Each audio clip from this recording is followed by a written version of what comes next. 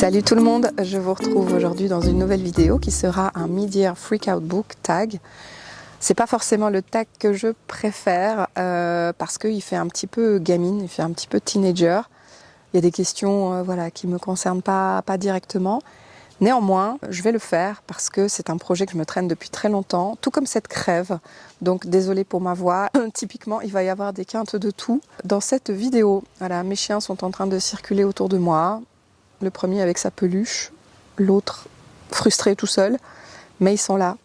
Et puis du coup, je vais vous faire ces petites propositions de questions auxquelles je vais répondre.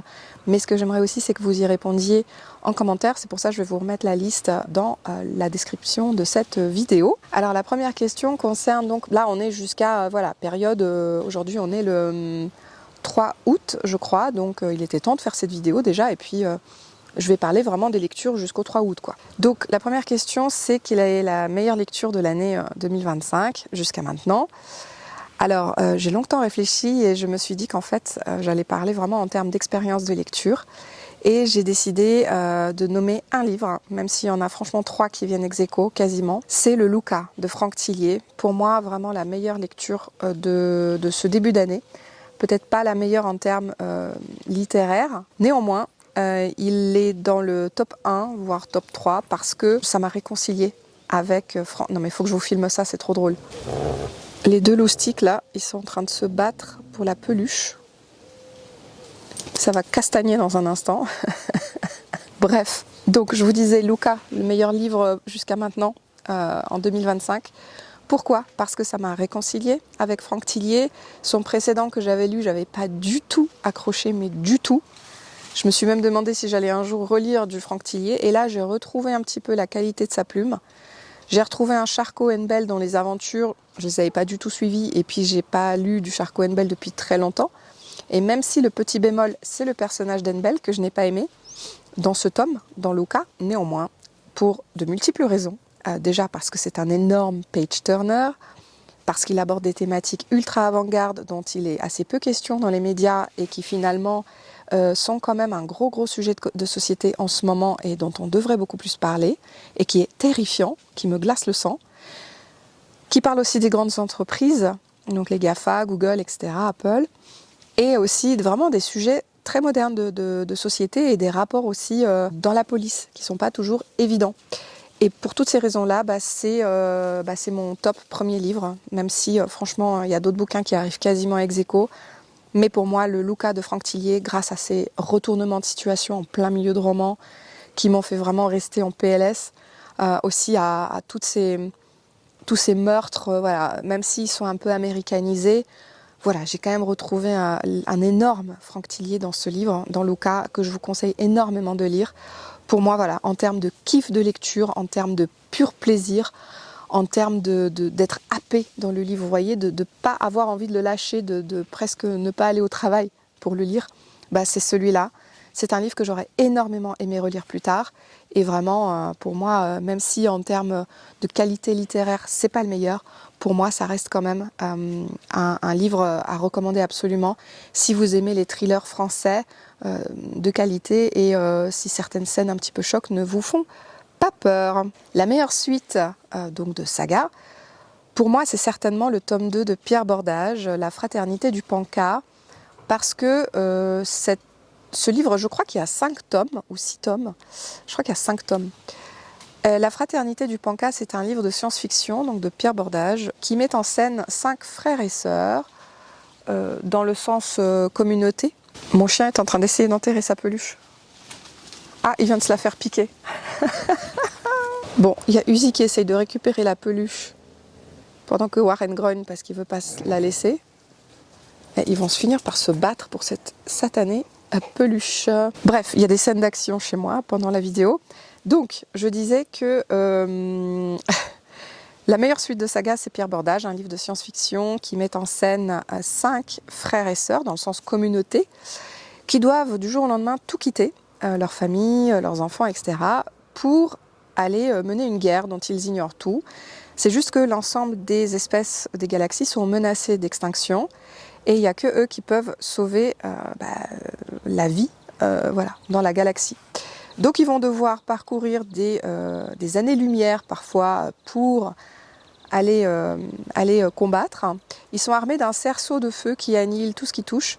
Et en particulier, comme ils ne sont que 5, eh ben, ils font partie un peu d'un mythe.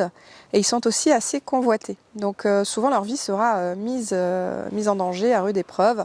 En particulier dans le tome 1, Frère Ewen, qui fait un voyage de quasiment une vie, va braver de multiples dangers avant de parvenir ou pas à son but. Là, j'ai lu le tome 2 et sincèrement, j'ai encore préféré cette suite de saga au tome 1er, puisque là, on suit Sœur Inold, qui déjà se travestit, elle se déguise en homme pour pouvoir faire un voyage aussi. Elle abandonne tout ce qu'elle a de plus cher derrière elle pour aller eh bien, sur cette planète dont j'ai oublié le nom, pour aller combattre en fait au péril de sa vie. Et elle subit vraiment des choses atroces. J'ai beaucoup aimé son personnage parce que même si elle accepte des choses, elle sait qu'il en va de sa vie. Donc elle le fait pour se protéger. Et puis en particulier, elle rencontre des compagnons de voyage que j'ai beaucoup aimé aussi. J'ai beaucoup aimé leur relation. Voilà, je ne veux pas vous en dire plus si jamais vous voulez lire la saga, mais c'est une saga de grande qualité. Pierre Bordage, c'est un auteur que j'aime beaucoup. J'ai lu notamment Arcane de lui, que j'ai beaucoup aimé. Et voilà. Et pour moi, La Fraternité du Panca, elle m'a été conseillée. Il paraît que les tomes 2 et 3 en particulier déchirent, puisque c'est des tomes qu'on m'a prêtés. Donc on m'a vraiment conseillé cette saga pour ces 2 tomes. Et effectivement, le tome 2 m'a énormément surprise. Et alors ce dénouement entre les multiples dangers dans ce tome 2 et aussi des retournements aussi de situation. Parce que c'est possible dans la SF aussi, eh bien j'ai juste adoré, j'ai adoré ce récit. Et je vous conseille aussi la lecture du Pierre Bordage, La Fraternité du Panca, si vous voulez vous attaquer à des grandes sagas de science-fiction. Alors une nouvelle parution que je n'ai pas encore lue, mais que j'aimerais lire, j'aimerais vous citer Les Diables de Joe Abercrombie, un auteur que j'aime beaucoup parce que je l'ai lu un petit peu pendant le Covid et j'avais bien aimé ce que j'ai lu, j'avais emprunté en médiathèque. Et là, j'ai acheté Les Diables en grand format. J'ai très hâte de lire ce livre, même si j'en ai pas entendu que des échos excellentissimes. C'est un one-shot et c'est un livre qui se passe pendant la peste. Donc j'en ai fait l'acquisition là, il n'y a pas très très longtemps. Et vraiment, je rêve de lire ce livre rapidement parce qu'en ce moment, j'ai très envie de grosses sagas de fantasy. Alors, le livre le plus attendu de fin d'année, pour moi, c'est sûrement le Michael McDowell, puisqu'il va apparaître le Talisman. Aux éditions Monsieur Toussaint Louverture toujours. Comme vous le savez, j'en ai longtemps parlé dans mon précédent vlog. Les Michael McDowell, moi j'aime beaucoup ce qu'ils proposent. Et la maison Monsieur Toussaint Louverture, qui les a aujourd'hui réédités dans ses sublimes éditions, toutes relevées d'argent, d'or, etc. Et qui ornent aujourd'hui le peu de bibliothèque qui me reste, puisque mes livres sont stockés dans des boîtes. Écoutez, moi j'ai très très envie de voir ce que donnera cette sortie, qui est prévue je crois pour novembre. Donc voilà, donc tout simplement Michael McDowell avec, je crois que ça s'appelle le Talisman. Alors la plus grosse déception de ce début d'année pour moi, c'est certainement La Petite Chartreuse de Olivier Péju. J'ai pas du tout aimé ce livre, déjà à cause de l'histoire qui se déroule en page de garde, puisqu'il s'agit d'une petite fille renversée par un véhicule conduit par notre protagoniste. Il est libraire, il aime beaucoup les livres, et il se terre dans quelque chose de très sombre après avoir renversé cette petite fille. Et c'est en particulier les rapports entre les personnages que je n'ai pas compris, en particulier la mère qui n'est absolument pas désolée de ce qui est arrivé à sa petite, et ce monsieur. J'ai pas compris leur rapport, j'ai pas compris où était la douleur, où était le chagrin, la colère de cette femme. J'ai pas compris en fait sa résilience et ses demandes envers le monsieur. Et j'ai pas compris non plus où voulait en venir l'auteur. La scène finale notamment, bon, c'est assez triste, mais j'ai pas réussi à suivre en fait le parcours des protagonistes, ce qu'ils ont pu traverser en fait. J'ai pas du tout été en empathie avec eux, et j'ai trouvé ça, j'ai pas trouvé ça creux, j'ai trouvé ça assez puissant. Néanmoins, j'ai pas du tout accroché au rapport entre les personnages que j'ai pas compris, et ça a été une énorme déception. C'est vrai que les livres de chez Gallimard, très souvent. Pour moi, ils sont assez décevants. Je lis très peu de littérature blanche. J'ai beaucoup de mal à adhérer. J'aime bien la littérature classique, mais c'est vrai que la littérature contemporaine, déjà de base j'ai du mal. Je pensais vraiment accrocher à La Petite Chartreuse parce que c'est hyper connu, il y a eu des adaptations cinématographiques. Mais pour le coup, j'ai pas du tout adhéré à l'histoire. À ce propos d'ailleurs, je pourrais vous citer 2 autres ouvrages qui ont été relativement décevants, même si j'en attendais pas beaucoup, pas autant que de La Petite Chartreuse. Il s'agit de Sarek, de Ulf Kvensler, qui est un thriller psychologique qui se déroule dans les montagnes de Suède durant une randonnée. J'ai déjà lu énormément de thrillers de ce genre, avec ce type de retournement de situation-là, avec ce type de façon de procéder par témoignage sur ce qui s'est produit, pourquoi il y a eu un accident, est-ce que c'était un accident ou pas. Et en fait, j'ai pas du tout adhéré non plus à ce livre, en tout cas très peu. Ouh, ça se castagne là. Uzi a pris le dessus, il a réussi à avoir sa peluche. Donc j'en connais un qui va pas du tout aimer. Bref, il y a eu plein d'autres déceptions, notamment The Marked Man avec cette saga Young Adult sur un jeune homme tatoué qui s'éprend d'une amie à lui. Voilà, après l'avoir vu habillé de manière attirante. Donc j'ai lu que le tome 1, je ne continuerai pas cette saga tellement c'était plat, creux, mal écrit et que le scénario tenait sur un ticket de métro avec une fois de plus énormément de surprises. Voilà, pas une littérature vers laquelle je m'engage, mais j'ai très très envie de regarder la série. J'ai toujours pas regardé puisque tout simplement faute de temps. Ensuite, la plus grande surprise de cette année, pour moi en tout cas, je pense que je vais mettre dedans Haruki Murakami avec 1Q84 que j'ai lu en lecture commune parce que je n'ai jamais lu du Haruki Murakami avant. J'appréhendais énormément la lecture de cet auteur. J'avais très peur de ne pas aimer, de ne pas comprendre la littérature japonaise et j'ai trouvé ça d'une beauté, d'une modernité, des thématiques que je ne pensais pas qu'un auteur japonais pouvait aborder des thématiques comme ça, aussi fortes, aussi féministes, aussi modernes, aussi captivantes et préoccupantes dans sa société, qu'est la société japonaise, parce que c'est vrai que les hommes japonais ont tendance à protéger un petit peu cette société dont ils sont le moteur. Il la porte quoi. Et c'est vrai que là pour le coup, je veux pas vous dire quelles sont les thématiques abordées parce que ce serait énormément vous spoiler. Et même si je déteste le réalisme magique, là il est question quand même de réalisme magique, j'ai adoré 1Q84, le tome 1er. J'ai hâte de continuer la saga. J'ai adoré les personnages, j'ai adoré sa façon de présenter la psychologie des personnages, même s'il le fait de manière très poussée, très longuette. Parfois, on se demande pourquoi il raconte tout ça. Et puis finalement, petit à petit, plus on avance dans le livre et plus on réalise pourquoi. Bref, j'ai surkiffé 1Q84, j'ai qu'une envie, c'est de continuer la saga vraiment. Et c'est une surprise pour moi, parce que je ne pensais pas aimer, je ne pensais pas comprendre Haruki Murakami. C'est un auteur qui me faisait extrêmement peur.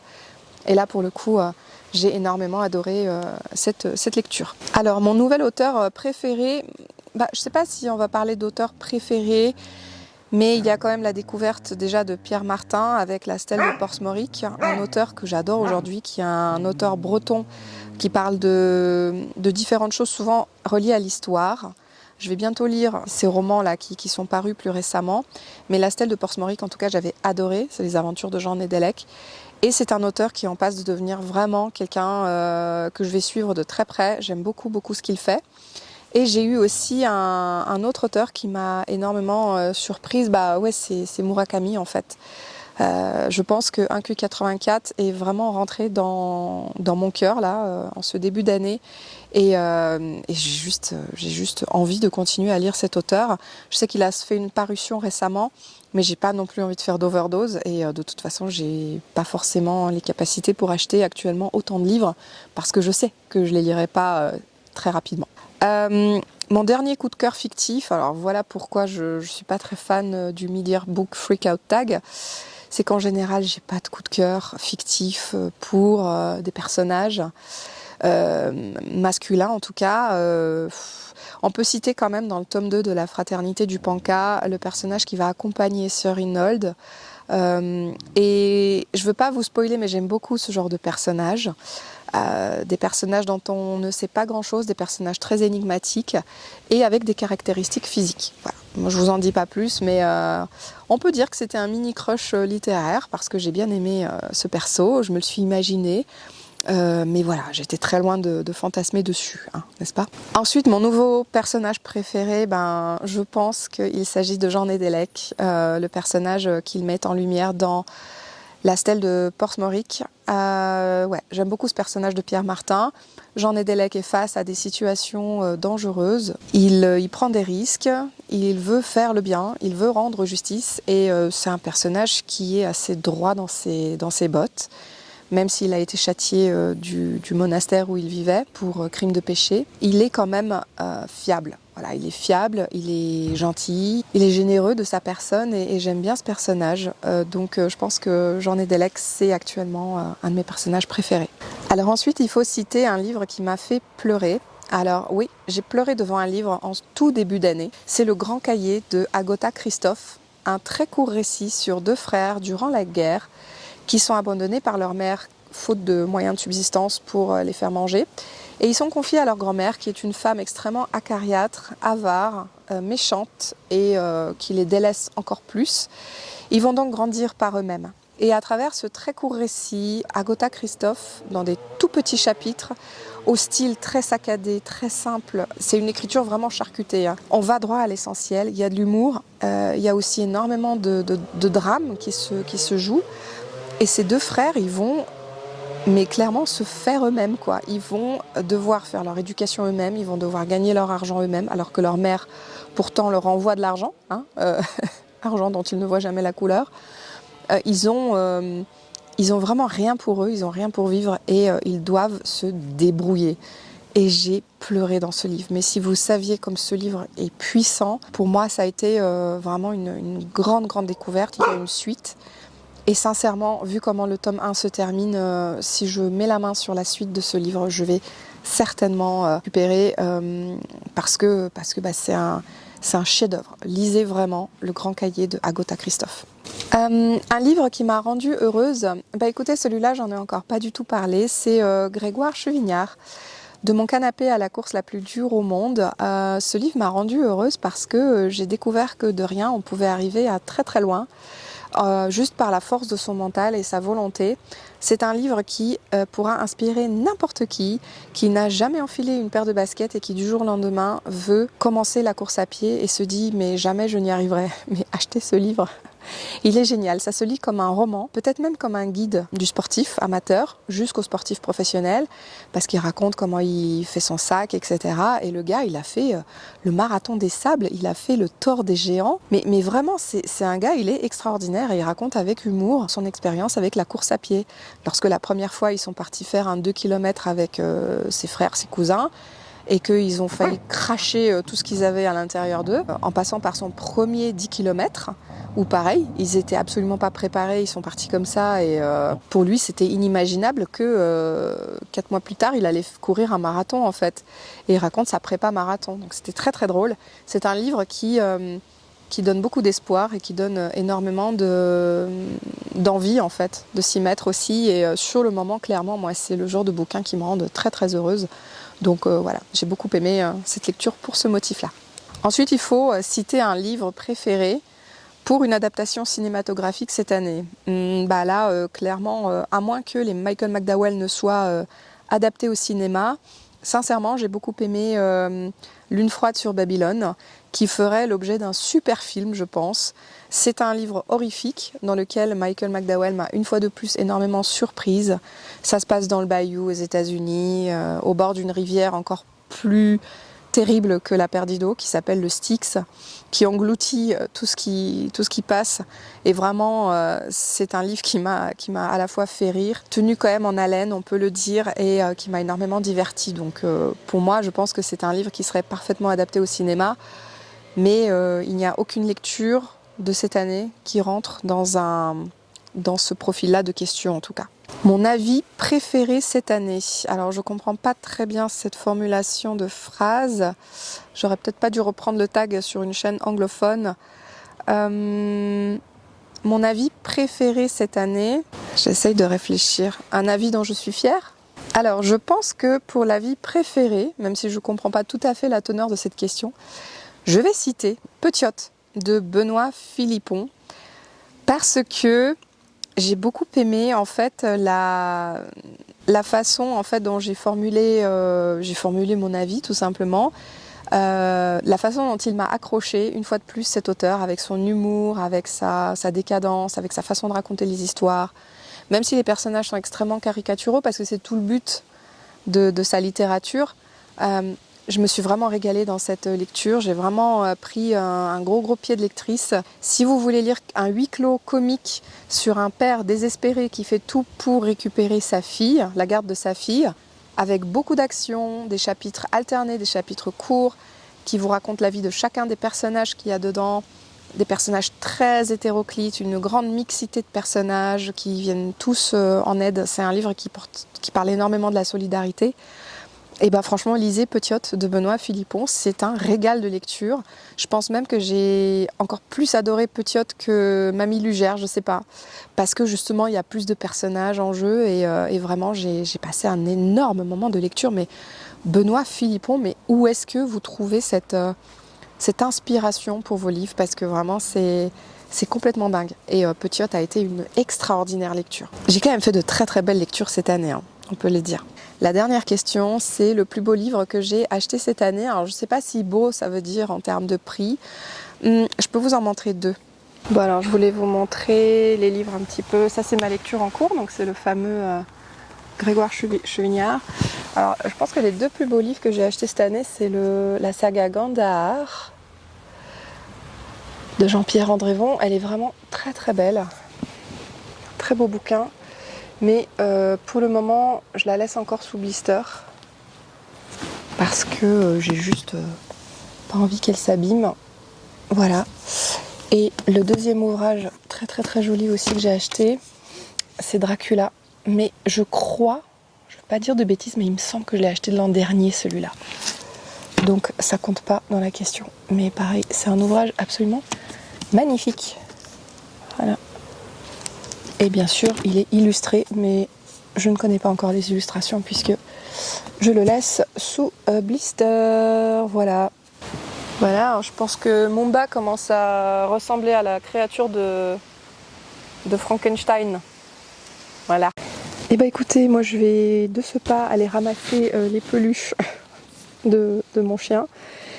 Et puis, écoutez, j'espère que cette vidéo vous aura plu. Désolée encore une fois pour ma voix caverneuse. Et dans tous les cas, je vous retrouve, je pense, la semaine prochaine pour un petit vlog. Voilà, ça me fait très très plaisir de vous retrouver et de réussir quand même à trouver un petit peu de temps pour filmer régulièrement. Non, la chaîne n'est pas morte et je pense que je vais tourner un peu plus courant mois de septembre parce que là, le mois d'août, ce sera encore très très très chargé en termes de travail. Que ce soit travail voilà, pour gagner de l'argent, que travail personnel, il va y avoir du taf. Plus là, on a fait une proposition sur une maison, offre qui a été acceptée, donc il va falloir embrayer quoi. Donc voilà, donc on va voir ce qu'il en est un petit peu de peut-être un déménagement en vue, je sais pas, je veux pas m'avancer trop. En tout cas, je suis très très contente de vous avoir retrouver aujourd'hui, de vous avoir parlé un petit peu autour de ces lectures, d'être revenue sur certains livres. Il y en a certainement que j'ai omis, mais c'est pas grave. L'idée c'est de faire un petit récapitulatif et de reparler un petit peu de ces bons moments de lecture qu'on a eus. Donc n'hésitez pas vous aussi à répondre en commentaire à ces quelques petites questions. Si vous le souhaitez, vous pouvez juste me noter votre meilleure lecture de l'année 2025 jusqu'à maintenant. Et puis bien sûr, ne soyez pas frustrés si vous n'avez pas beaucoup lu. Moi j'ai lu que 23 livres je crois, ça doit être mon 23e. Donc j'ai pas énormément lu, hein. Clairement je suis sur une moyenne de entre 40 et 50 livres dans l'année, ce qui est assez peu, puisque auparavant je pouvais lire entre 80 et 110 livres dans l'année. Donc clairement là on n'a plus du tout le rythme que j'avais, même si j'ai quand même toujours du goût à la lecture et que je varie énormément mes styles de lecture, ce qui me permet en fait de lire assez rapidement et de trouver toujours de l'intérêt dans mes livres. Et quand je rentre dans une librairie, je suis toujours aussi émerveillée et j'ai toujours autant envie d'acheter plein de choses.